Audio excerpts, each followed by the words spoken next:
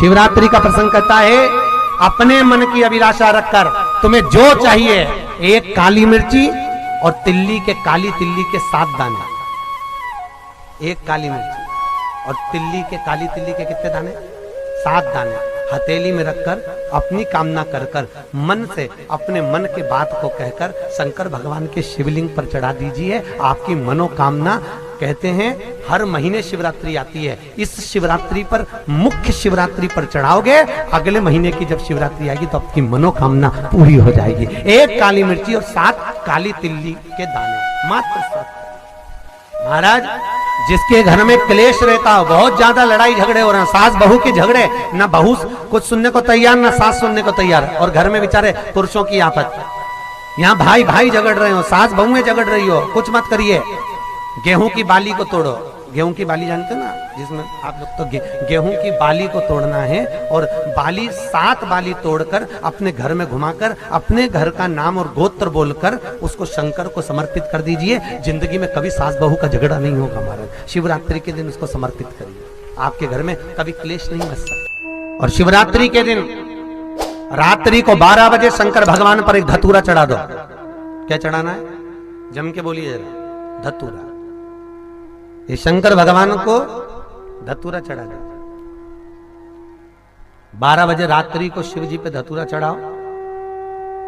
आधे घंटे तक धतूरा चढ़े रहने दो और आप श्री शिवाय नमस्तुभ्यम का जाप करो। जिस शंकर जी पे धतूरा चढ़ाए उस मंदिर के बाहर बैठकर कौन सा मंत्र जपना है? श्री शिवाय नमस्तुभ्यम। फिर से बोलो, श्री शिवाय नमस्तुभ्यम। धतूरा चढ़ाकर श्री शिवाय नमस्तुभ्यम का स्मरण करिए। और जो दुकान नहीं चलती हो, घर में लक्ष्मी नहीं टिकती हो, खेत में फसल अच्छी नहीं आती हो, संपदा नहीं आ रही हो, बस उस धतूरे को लाल वस्त्र में बांधकर अपनी दुकान में, अपने व्यापार में, अपने घर में रात को 12:30 बजे उठाकर लाओ और 4 बजे के पहले उसको अपनी दुकान, व्यापार, व्यवसाय में उसको बांध दीजिए। और अगर जो जमीन फसल सही नहीं दे रही हो, उस जमीन में ले जाकर गाड़ दीजिए। आपको जीवन में कभी तकलीफ नहीं भोगना पड़ेगी, लक्ष्मी बढ़ती चली जाएगी महाराज, संपदा बढ़ेगी।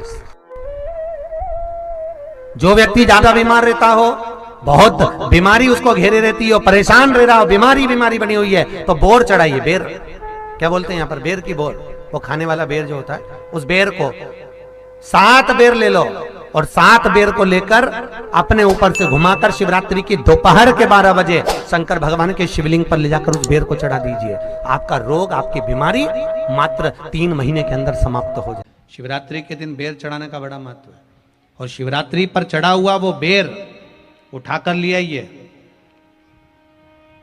और उस बेर को उठाकर रख लीजिए। मान लो किसी को उदर से जुड़ी हुई जब तकलीफ रहती है, पेट से जुड़ी हुई तकलीफ रहती है, पेट से जुड़ी हुई कोई भी प्रॉब्लम हो, अगर पेट से जुड़ा हुआ कोई भी रोग आपको लग गया और डॉक्टर की दवाई चल रही है, सारी औषधि चल रही है, जो शिवरात्रि पर आपने बेर चढ़ाया है, वो बेर अगर आपके यहाँ रखा हुआ है, वो बेर उस रोग वाले व्यक्ति को खिला दीजिए।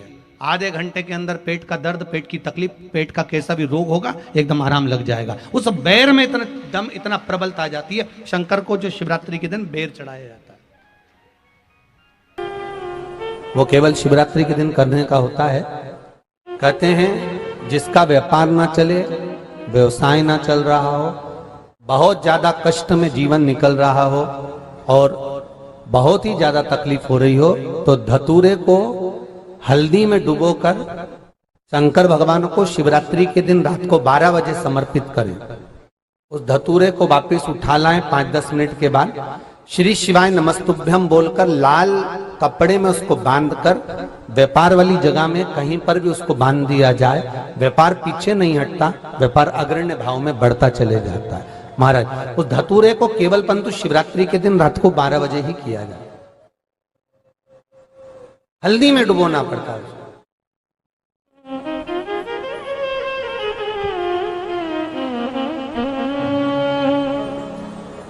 यही प्रमाण एक क्रम में और है महाराज जी। लिंग पुराण कहती है, मान लो किसी व्यक्ति को कोई एक भारी बीमारी हो गई, बड़ा रोग हो गया, और वो रोग डॉक्टर कह रहा है कि ये ठीक नहीं होना है, बहुत तकलीफ उसमें है और कष्ट ही कष्ट है, वो ठीक नहीं हो रहा, दवाइयां लग रही, गोलियां खा रहे हैं, तो महाराज उसका भी वर्णन है। 7 धतूरे, कितने धतूरे लेना है? 7 धतूरे। कोई सी भी शिवरात्रि से मतलब महीने में एक बार शिवरात्रि आती है, प्रत्येक महीने आती है। किसी भी शिवरात्रि के दिन 7 धतूरे लेकर, एक धतूरे में मौली, लच्छा, नाड़ा लपेटकर, चंद्रमौली भगवान का स्मरण कर उस मौली को लपेटकर, 6 धतूरे में हल्दी लगाकर, शंकर भगवान की जो जलाधारी है, जलाधारी में आपको पहले भी वर्णन किया है, शंकर भगवान का ये शिवलिंग है, ये जलाधारी है, ये भगवान का जल निकलने का स्रोत, चरणारविंद का भाव।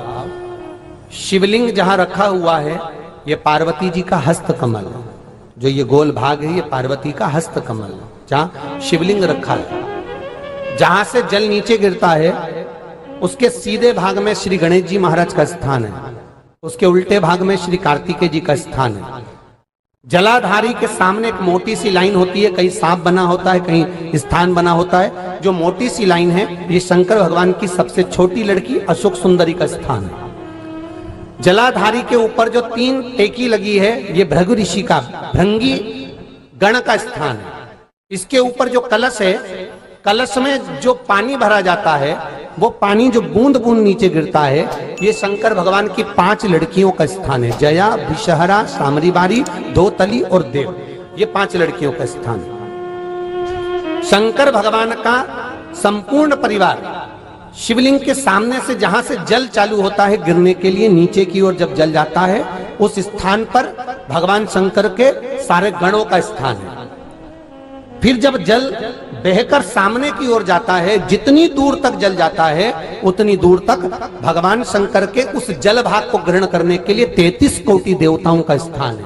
इसलिए उस जल को हम लांघते नहीं है, क्योंकि वहां 33 कोटि देवता विराजमान रहते हैं महाराज।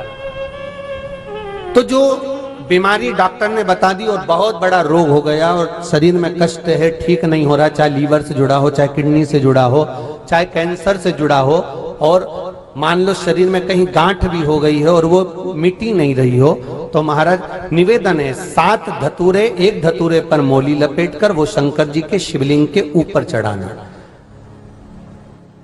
6 धतूरे, उसमें से एक धतूरा भगवान श्री गणेश जी का स्थान, दूसरा धतूरा श्री कार्तिकेय जी का स्थान, तीसरा धतूरा अशोक सुंदरी का स्थान। महाराज शंकर भगवान की जगदम्बा जी के हस्त कमल के ऊपर एक धतूरा, 5, एक धतूरा जहां से जल नीचे की ओर बहकर जा रहा हो, पानी जिस जगह से नीचे गिर रहा हो, बिल्कुल वहीं पर एक धतूरा चढ़ा देना है। उस धतूरे को चढ़ाने के बाद वो धतूरा वापस लेकर आना है। अवधूतेश्वर महादेव का नाम लेकर या चंपेश्वर महादेव का नाम लेकर उस धतूरे को, जो बीमार व्यक्ति है उसका स्पर्श कराकर बेलपत्री के पेड़ के नीचे पटकवा देना है महाराज। धीरे धीरे रोग में आराम मिलना प्रारंभ हो जाता है, औषधियां धीरे धीरे समाप्त हो जाती हैं और व्यक्ति स्वस्थ हो जाता है। ये केवल शिवरात्रि के दिन ही होता, 12 महीने शिवरात्रि आती है, आप किसी भी शिवरात्रि को कर सकते हो, किसी भी शिवरात्रि।